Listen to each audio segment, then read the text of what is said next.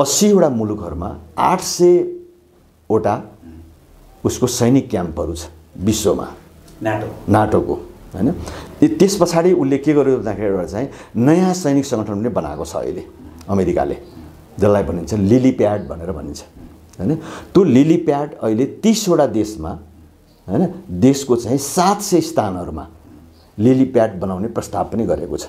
जस्तो नाटोको सङ्गठन नेपालमा छैन नि, भारतमा छ, भारतमा छैन, श्रीलङ्कामा पनि छैन, तर उसले प्रस्ताव गरेको छ लिली प्याड लिएर आउँछौँ। हामी लिली प्याड भनेको सानो आकारको सैनिक सङ्गठनहरू, सैनिक क्याम्पहरू हैन।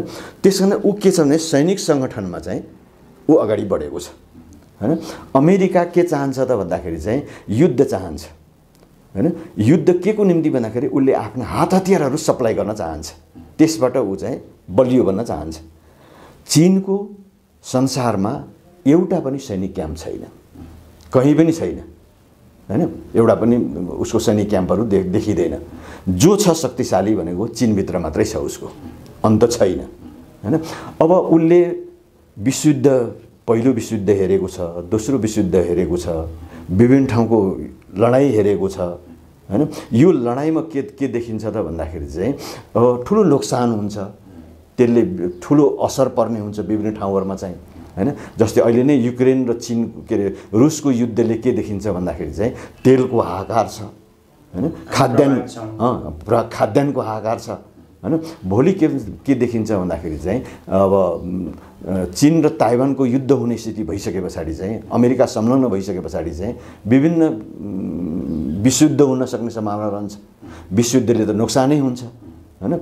यस क्रममा चाहिँ के भन्दाखेरि तत्कालै किन विश्वयुद्ध गर्ने, किन युद्धमा होबिने हैन। जब हङकङको सवालमा 100 वर्ष पर्खिने स्थिति हुन्छ भनेदेखि चाहिँ हैन, ताइवान के अरे यो तिब्बतमा सिन्ज्याङमा चाहिँ त्यत्रो गडबडी मचाइरहेको छ हैन।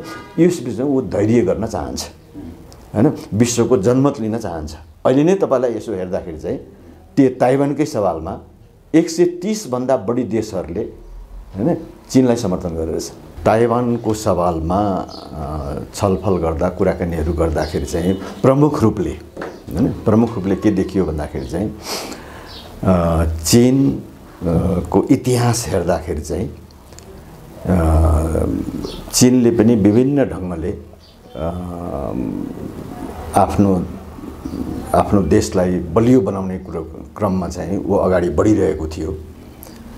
बढिरहने क्रमहरुमा चाहिँ त्यस पछाडि त्यतिखेर एउटा दोस्रो विश्वयुद्धको बेला पनि थियो। दोस्रो विश्वयुद्धको बेला भइरहेको बेलामा चाहिँ खास गरिकन चाहिँ सोभियत रुस एउटा क्याम्पमा थियो भने अर्कोतिर अमेरिका एउटा क्याम्पमा थियो। सोभियत रुसको एउटा सैनिक संगठन वार्सा प्याक्ट थियो भनेदेखि चाहिँ अमेरिकाको चाहिँ सैनिक संगठन नाटो थियो हैन। यसरी दोस्रो विश्वयुद्ध भइरहेको बेलामा चाहिँ त्यस पछाडि चीनले सबभन्दा पहिले 1945 तिर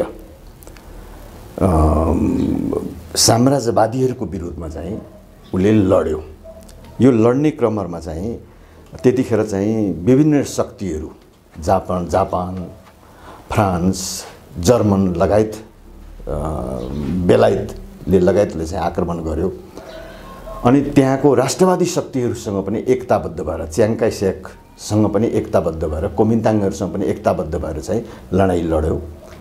लडाईँ लडेपछि उनीहरूलाई खेद्यो र केही भूभागहरू उसको चाहिँ हैन अरूले लिने कामहरू पनि भयो। त्यसपछि फेरि राष्ट्रिय युद्ध लड्यो। लड्ने क्रममा कोमिन्ताङको विरुद्धमा सन्यास सेनहरुकै विरुद्धमा लडाईँ लड्यो। लडाईँ लडेपछि त्यसपछि 1949 मा चीनलाई मुक्त गर्यो र अक्टोबर क्रान्ति पछाडि चाहिँ चीनमा चाहिँ नयाँ जनवादी क्रान्ति सम्पन्न भएर चाहिँ जनवादी गणतन्त्र चीनको स्थापना भयो। र यो स्थापना भइसके पछाडि चाहिँ त्यसको 6 वर्ष पछाडि च्याङ काय सेक र कोमिन्ताङहरू भागेर हैन आफ्नो दलबल सहित भागेर के भन्दाखेरि चाहिँ त्यतिखेर त्यसलाई चाहिँ फर्मोसा टापु भनेर भन्छन्, जसले जापानले त्यसलाई चाहिँ कब्जा गरेको थियो। कब्जा गरेपछि त्यसपछि त्योभन्दा अगाडि बेलायतले त्यसलाई कब्जा गरेको थियो र जापानले कब्जा गरिरहेको स्थितिमा चाहिँ त्यसपछि उनीहरू त्यहाँ गए र त्यो टापुमा उनीहरू बसेर चाहिँ अगाडि बढेपछि त्यस पछाडि अब त्यही बिचमा के देखियो भन्दाखेरि चाहिँ ताइवानको स्थितिलाई हेर्दाखेरि चाहिँ दोस्रो विश्वयुद्ध पछाडि चीन पनि मुक्त भयो, जन्मादि गणतन्त्र स्थापना भयो। 90को दशकमा 1990 को दशकतिर सोभियत रुस कमजोर बन्यो हैन, अथवा चाहिँ उसको पनि अवसान भयो। अवसान भएको बेलामा चाहिँ त्यस पछाडि अब त्योभन्दा अगाडि चाहिँ सोभियत रुस बलियो भएको प्रतिस्पर्धा सोभियत रुससँग थियो र यो प्रतिस्पर्धाको क्रममा चाहिँ त्यस पछाडि उसले चीनलाई सहयोग गर्ने सबै कुराकानीहरू गर्न थाल्यो। त्योभन्दा अगाडि ताइवान लाई अमेरिकाले सहयोग गर्ने कामहरू पनि गर्यो। सहयोग गर्दाखेरि चाहिँ त्यो चाहिँ संयुक्त राष्ट्र सङ्घको सदस्य पनि भयो, जबकि चीन संयुक्त राष्ट्र सङ्घको सदस्य पनि बनेको थिएन। अब यो पछाडि त्यस पछाडि एकैचोटि चीनले चाहिँ 1971 मा मात्रै संयुक्त राष्ट्र सङ्घको सदस्यता प्राप्त गर्यो। त्यस पछाडि यो सुरक्षा परिषदमा उसलाई भिटो पावर पनि प्राप्त भयो। अब यो परिस्थितिमा त्यस पछाडि संयुक्त राष्ट्र सङ्घको सदस्य चीन भइसके पछाडि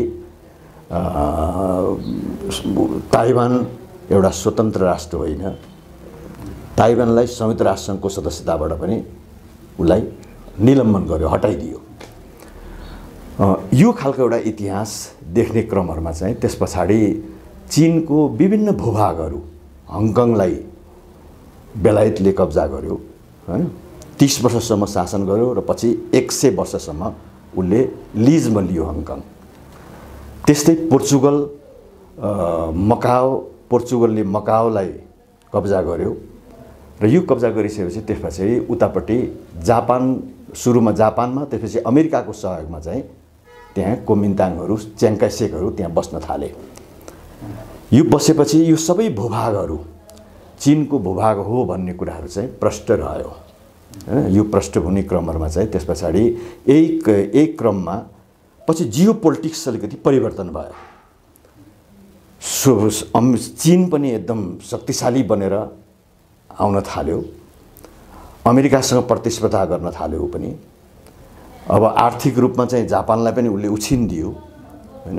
त्यस पछाडि सोभियत रुस कमजोर बन्यो हैन, अवसान सोभियत रुससँग भइसके पछाडि चाहिँ अनि मुख्य प्रतिद्वन्दी अमेरिकाले चीनलाई ठान्यो। चीनलाई ठानिसकेपछि त्यस पछाडि अमेरिकाले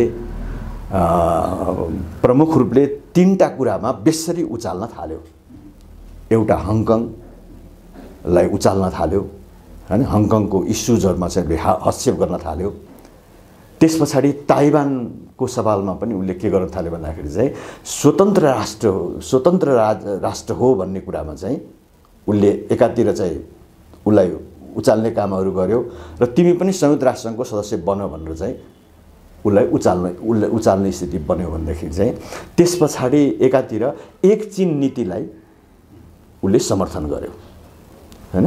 र हुँदा त्यस पछाडि चाहिँ संयुक्त राष्ट्र सङ्घको पनि को स्थितिमा पनि एक चीन नीतिलाई त्यसले समर्थन गर्यो अमेरिकाकै सहयोगमा चाहिँ।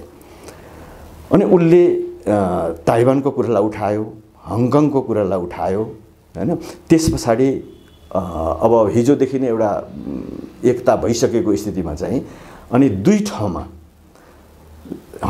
तिब्बतको सवालमा पनि उनले चाहिँ हस्तक्षेप गर्न थाल्यो हैन। तिब्बतमा पनि त्यसपछि चाहिँ तिब्बतेन इस्युजहरू अगाडि बढाउन थाल्यो। अब एक क्रममा नेपाल र भारतमा पनि स्वतन्त्र तिब्बत भनेर चाहिँ अगाडि कुराहरू अगाडि बढाउन थाल्यो, उलाई सहयोग गर्यो। र हुँदा यो जियो पोलिटिक्समा के देख्यो भने अमेरिकाले त अहिले के देखिन्छ त भन्दाखेरि चाहिँ उसले त विभिन्न ठाउँमा चाहिँ मन्त्रालय नै बनाएको छ जो पाउँदैन हैन। हङकङको मन्त्रालय बनाएको छ उसले, ताइवानको मन्त्रालय बनाएको छ हैन आफ्नो देशमा, तिब्बतको मन्त्रालय बनाएको छ। त्यो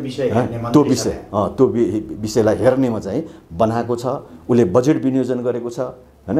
यही सवालमा अस्ति भर्खरै यो अन्तिम अवस्थामा चाहिँ के अरे यो तिब्बत हेर्ने जुन मुख्य मान्छे चाहिँ यहाँ आएर चाहिँ तिब्बतीनीहरूसँग भेट्ने, धर्मशालामा दलाई लामासँग भेट्ने हैन इन्डियामा गएर चाहिँ अब यसरी के देखियो भन्दाखेरि तिब्बतको सवालमा पनि उनीहरूले चाहिँ उचाल्ने कामहरू गरे हैन र स्वतन्त्र तिब्बत हुनुपर्छ भनेर चाहिँ त्यसपछि नारा लाउन थाले। त्योभन्दा अगाडि त्यस्तो नाराहरू थिएन। अनि सिन्ज्याङमा पनि त्यो कुरा उठाउन थाले। सिन्ज्याङमा पनि उइगुरहरूलाई चाहिँ उचाल्दै त्यस पछाडि चाहिँ यहाँ मानव अधिकार छैन के छैन भन्ने अल्पसंख्यक मुस्लिमहरूलाई त्यसरी उठाउने कामहरू गरे र अन्तिम अहिलेसम्म पनि त्यस पछाडि त्यो कुरालाई उनीहरूले उठाइरहेको स्थिति देखिन्छ हैन। र यस परिस्थितिमा ताइवान भनेको चाहिँ चीनकै एउटा अभिन्न अङ्ग हो हैन। चीनकै एउटा स्वशासित क्षेत्र पनि हो हैन। अब यो क्रममा चाहिँ त्यस पछाडि चाहिँ उसको सम्प्रभुता र अखण्डता पनि यो सबै चाहे त्यो हङकङ होस् चाहे त्यो मकाओ होस् हैन। मकाओ त उसले लिइसक्यो, अहिले मकाओको त्यति विवाद छैन। हङकङमा अस्ति भर्खरै त्यो सुरक्षाको कुरालाई लिएर चाहिँ उचाल्ने कामहरू गर्थ्यो, ठुलो प्रदर्शनहरू पनि भएको थियो। अहिले पनि त्यो कुरालाई चाहिँ अनि मुख्य प्रतिद्वन्दी चीनलाई मानेको हुनाले चाहिँ त्यस पछाडि यी सबै सवालहरूमा चाहिँ उठाउने कामहरू उनीहरूले गरिरहेको देखिन्छ। अब यो स्थितिमा के देखिन्छ भन्दाखेरि मैले मात्रै नभएर चाहिँ नेपालले पनि के गरेको छ त भन्दाखेरि तपाईलाई ओन चाइना पोलिसीलाई उसले समर्थन गरेको छ हैन। ओन चाइना पोलिसी भन्ने बित्तिकै के हो त भन्दाखेरि चाहिँ त्यसमा हैन ताइवान पनि आयो हैन, हङकङ पनि आयो, मकाओ पनि आयो हैन। जो पहिले भइसकेको थियो के भन्छ चाहिँ 1949 मा क्रान्ति सम्पन्न भइसकेपछि तिब्बत 1951 मा तिब्बत चाहिँ चीनले हैन लियो हैन। लियो अदावधि पनि चीन पनि उसकै सम्प्रभुताको क्षेत्रभित्र रहिरहेको छ, अखण्डताभित्रको रहिरहेको छ। यस क्रममा यो सबै भूभागहरू चीनकै ओन चाइना पोलिसीभित्र पर्छ हैन। नेपालले पनि ओन चाइना पोलिसीलाई समर्थन गरेको छ। इतिहासको खोजी गर्दै जाँदाखेरि हैन चीनले पनि त्यहाँ पनि छिङ वंशहरू हैन विभिन्न वंशको जुन राज्यहरू थियो, कुब्लाई खाङहरूको जुन एउटा विस्तार गर्ने कुराहरू रहेको थियो।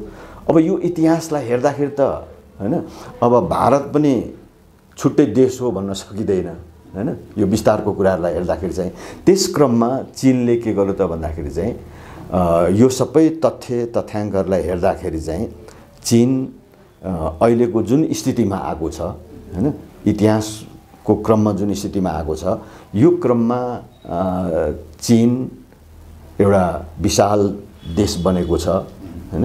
यो विशाल देशको क्रममा चाहिँ चाहे त्यो हङकङ होस् हैन, 100 वर्ष पछाडि बेलायतले छोड्नु पर्यो हैन। अब त्यसपछि पोर्चुगलले पनि मकाओलाई छोड्नु पर्यो हैन। अब तिब्बत के भन्छ भन्दाखेरि 1949 मा जनवादी गणतन्त्र स्थापना भइसके पछाडि चाहिँ 1921 मा तिब्बत लिइसके पछाडि चाहिँ त्यतिखेरसम्म पनि फ्री तिब्बतको कुरा उठेको थिएन, स्वतन्त्र तिब्बतको कुरा उठेको थिएन हैन। पछि जब चीन बलियो हुन थाल्यो, अमेरिकाको मुख्य प्रतिद्वन्दी हुन थाल्यो हैन, त्यसपछि उसले चाहिँ यो एजेन्डाहरू चाहिँ हैन तिब्बत स्वतन्त्र हो अनि ताइवान पनि स्वतन्त्र हो भन्ने कुराहरू उठेको हो। तर इतिहासले के देखाउँछ त भन्दाखेरि चाहिँ हैन ताइवान चीनकै अभिन्न अङ्ग हो। यस क्रममा के देखिन्छ भन्दाखेरि नेपाल सधैँ चीनको अभिन्न मित्र रहँदै आएको छ। नेपाल नै एउटा देश हो हैन जसले के भन्छ भन्दाखेरि चाहिँ ताइवान चीनको अभिन्न अङ्ग हो भनेर चाहिँ भनेको थियो सुरुमा। अरू कसैले पनि भनेको थिएन, अभिन्न अङ्ग हो भनेर भनेको थियो। अनि ओन चाइनाभित्र यो जुन सबै कुराहरू छ त्यो ओन चाइनालाई चीन नेपालले नै त्यसलाई समर्थन गरेको छ हैन। अनि हुँदा त्यसपछि के देख्यो भन्दाखेरि चाहिँ 1971 मा हैन 71 मा के देख्यो भने जतिखेर नयाँ चीनसँग र नेपालको दौत सम्बन्ध कायम भयो 1955 मा हैन। दौत सम्बन्ध कायम भइसके पछाडि चाहिँ त्यहाँदेखि चीनले चाहिँ नेपालले चाहिँ लबिङ गर्न थाल्यो संयुक्त राष्ट्रसङ्घमा पनि हैन। चीनले चाहिँ संयुक्त राष्ट्रसङ्घको सदस्यता पाउनुपर्छ हैन, सुरक्षा परिषदमा एउटा भिटो पावर पाउनुपर्छ भनेर चाहिँ उसले लबिङ पनि गर्यो, मतदान पनि गर्यो। परिणामस्वरूप 1971 मा चीनले संयुक्त राष्ट्र सङ्घको सदस्यता प्राप्त गर्यो, ताइवानको सदस्यता खारेज भयो हैन। अहिले ऊ छैन, किनभने अब तपाईले संयुक्त राष्ट्रको सदस्यता दिनुभयो भनेदेखि त स्वतन्त्र राष्ट्रको रूपमा मान्यता पाउँछ। त्यसको मतलब आजको दिनमा ताइवान स्वतन्त्र राष्ट्र हो, स्वतन्त्र राष्ट्र होइन हैन। उसले एउटा एडमिनिस्ट्रेसन चाहिँ चलाइरहेको छ। उसले एडमिनिस्ट्रेसन चलाइरहेको छ। त्यसपछि उसले लबिङ गरिरहेको छ अहिले हैन। 1900 स्वतन्त्र देशको मान्यता देऊ, हामीलाई संयुक्त राष्ट्र सङ्घको सदस्यता देऊ भनेर चाहिँ उसले उ गरिरहेको छ। त्यो कुरामा अमेरिकाले उसलाई ग्रिन सिग्नल दिएको छ हैन। त्यो ग्रिन सिग्नल दिएको हुनाले चाहिँ ऊ चाहिँ यो गतिविधि गर्ने कामहरू गरेको छ। त्यसकारण चाहिँ यो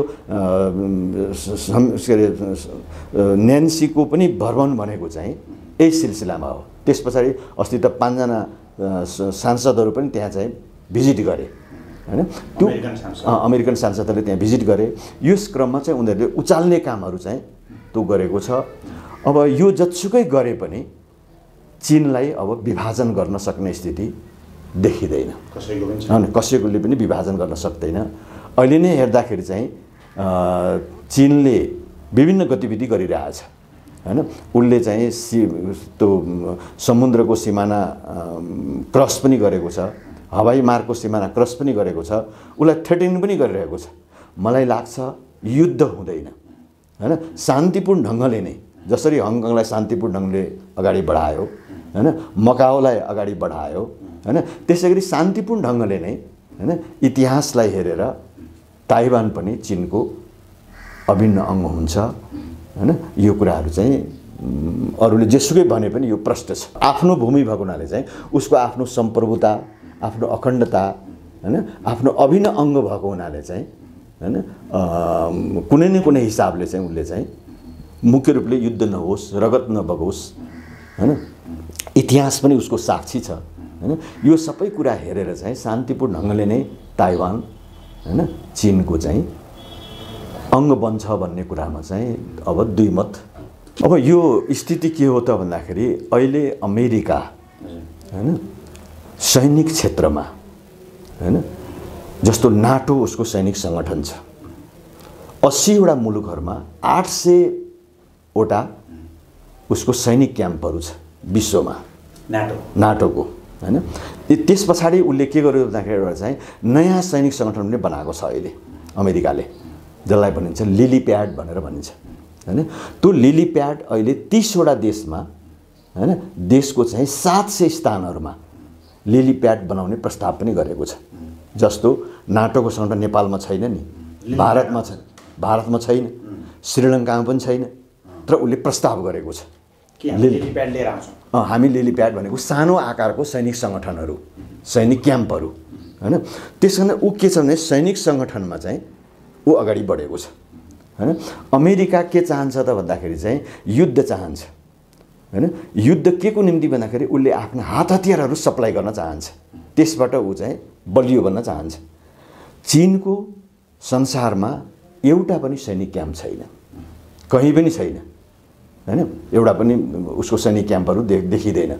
जो छ शक्तिशाली भनेको चीनभित्र मात्रै छ, उसको अन्त छैन हैन। अब उसले विश्वयुद्ध, पहिलो विश्वयुद्ध हेरेको छ, दोस्रो विश्वयुद्ध हेरेको छ, विभिन्न ठाउँको लडाइँ हेरेको छ हैन। यो लडाइँमा के देखिन्छ त भन्दाखेरि चाहिँ ठुलो नोक्सान हुन्छ, त्यसले ठुलो असर पर्ने हुन्छ विभिन्न ठाउँहरूमा चाहिँ हैन। जस्तै अहिले नै युक्रेन र चीन के अरे रुसको युद्धले के देखिन्छ भन्दाखेरि चाहिँ तेलको हाहाकार छ हैन, खाद्यान्नको हाहाकार छ हैन। भोलि के देखिन्छ भन्दाखेरि चाहिँ अब चीन र ताइवानको युद्ध हुने स्थिति भइसके पछाडि चाहिँ, अमेरिका संलग्न भइसके पछाडि चाहिँ विभिन्न विश्वयुद्ध हुन सक्ने सम्भावना रहन्छ। विश्वयुद्धले त नोक्सानै हुन्छ हैन।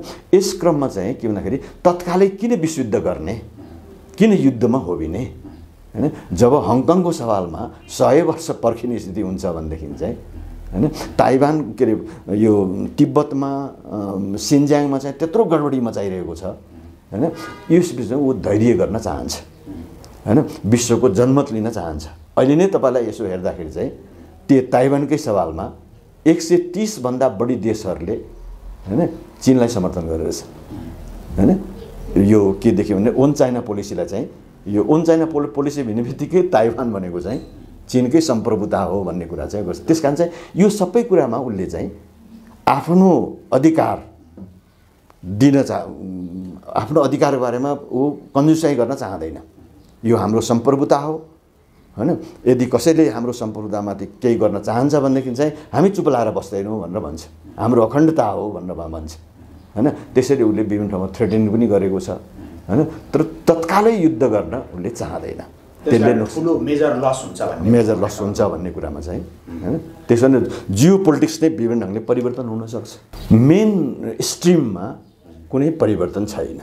मेन स्ट्रिम भनेको के हो त भन्दाखेरि चाहिँ हामी पञ्चशीलको सिद्धान्त, संयुक्त राष्ट्रसङ्घको बडापत्र, असंलग्न परराष्ट्र नीति हैन, हामी के देखिन्छ भन्दाखेरि चाहिँ अडिग छौँ हैन।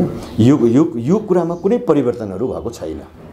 यसै क्रममा के देखिन्छ भन्दाखेरि चाहिँ तपाईको चाहिँ अहिले चीनकै सवालमा यहाँ जतिसुकै सरकारको डेलिगेसन होस्, पार्टीको डेलिगेसन होस्, जसले पनि के भन्छ भन्दाखेरि चाहिँ हामी ओन चाइना पोलिसीलाई हामी समर्थन गर्छौँ भनेर भन्छ हैन। हामी नेपालको भूमि कुनै पनि मित्र राष्ट्रको विरोधमा प्रयोग हुन दिन्नौँ भन्ने कुरा चाहिँ यो सर्वमान्य छ हैन। बेला बेलामा व्यवहारमा चाहिँ अलिकति शङ्का जस्तो देखिन्छ हैन। शङ्का जस्तो के देखियो त भन्दाखेरि व्यवहारमा चाहिँ अब जस्तो गोवामा गएर शेरबहादुर देउवाजीले हैन यो दलाई लामाको प्रतिनिधिसँग चाहिँ सँगै बसेर भाषण गर्न थाल्नुभयो हैन। अनि पछि उहाँले स्पष्टीकरण दिनुभयो होइन, लाजिम पार्टमा चाहिँ मैले नै यो कुरा हटाएको हुँ हैन, दलाई लामाको अफिसलाई मैले नै हटाएको हुँ भन्ने कुरा स्पष्टीकरण दिनुभयो। अनि त्यसपछि राजदूतलाई बोलाएर चाहिँ त्यसपछि प्रश्न भन्नुभयो हामी ओन चाइना पोलिसीमा तलमाथि छैनौँ हैन। हामी नेपालको भूमि कुनै पनि मित्र राष्ट्रको विरोधमा प्रयोग हुन दिँदैनौँ हैन। हामी छिमेकीहरूसँग चाहिँ सन्तुलित व्यवहार गर्छौँ हैन। हाम्रो पुर्खाहरूले चाहिँ जुन सम्बन्ध राख्दै आउनुभएको छ, जस्तो पृथ्वीनारायण शाहले हैन, हामी दुई ठुला ढुङ्गा बिचको तरुल हौँ हैन। हामी एकातिर गऱ्यो भनेदेखि चाहिँ हाम्रो स्थिति गडबडी हुन सक्छ हैन। यस अवस्थामा दुईटै देशहरूसँग चाहिँ हामी सन्तुलित व्यवहार गर्न चाहन्छौँ, कसैलाई पनि चिडाउन चाहँदैनौँ। हामी एन्टी चाइना पनि होइनौँ, चाइना समर्थक पनि होइनौँ, हामी एन्टी इन्डिया पनि होइनौँ, इन्डिया समर्थक पनि होइनौँ हैन। यो स्थितिबाट चाहिँ अगाडि बढ्न खोजिरहेको छ। त्यही कारण व्यवहारमा अलिकति कता कता के देखिन्छ, तर मूल कुरामा चाहिँ जुनसुकै सरकार आए पनि हैन अब कुनै परिवर्तनहरू, मूल थेममा परिवर्तनहरू भएको मैले परराष्ट्र नीतिमा चाहिँ देखेको छैन। हामीले अलिकति बुझ्नुपर्छ। के बुझ्नु पर्यो भन्दाखेरि चाहिँ अमेरिकाले जो चाहिँ अहिले सुपर पावर छ, उसले मैले अघि नै भने हैन, जब 1990 मा सोभियत रुस कोल्याप्स भयो हैन, पतन भयो, एकलौटी अधिकार उसको थियो हैन। एकलौटी अधिकार दिने क्रमहरुमा चाहिँ त्यस पछाडी चाहिँ ऊ चीनप्रति सफ्ट भयो हैन। तर जब चीन बलियो हुँदै गयो, शक्तिशाली हुँदै गयो हैन, उसलाई प्रतिष्ठा गर्ने स्थिति बन्दै गइसकेपछि चाहिँ त्यस पछाडी उसले विभिन्न एजेन्डाहरु अगाडि सार्न थाल्यो हैन। त्यसपछि मात्रै यो ताइवानको एजेन्डा अगाडि बढेको, स्वतन्त्र ताइवान हो भने चाहिँ हङकङलाई उचाल्ने कामहरु चाहिँ उनीहरूले गरिरहेको छ हैन। तिब्बतको सवालमा पनि उनीहरूले गरिरहेको छ, स्वतन्त्र तिब्बत हो भनेर चाहिँ भनिरहेको छ। अहिले पनि दलाई लामालाई चाहिँ सहयोग समर्थन गर्ने कामहरु गरिरहेको छ हैन। हामी यसो हेरौँ, त्यहाँको चाहिँ आफ्नै इतिहास छ। अहिले 14औं दलाई लामा छ हैन। अब 14औं दलाई लामा पञ्चेल लामा हैन, 10औं 11औं पञ्चेल लामा छ, त्यहाँ विवाद गर्दैको छ हैन।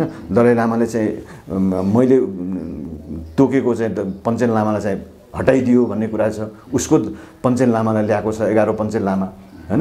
त्यसै गरिकन के भन्दाखेरि चाहिँ कर्मापाललाई पनि के देख्यो भन्दाखेरि चाहिँ यो यो 17औं कर्मापाललाई पनि हैन, यो चाहिँ हामीले ल्याएको हो भनेर भनेको छ। यो सबै अमेरिकनहरूले हैन सहयोग गर्ने, समर्थन गर्ने कामहरु गर्छ। र त्यसपछि तिब्बतमा मानवाधिकार छैन, तिब्बतमा वातावरणलाई खतम पारेर नोक्सान गरिरहेको छ हैन।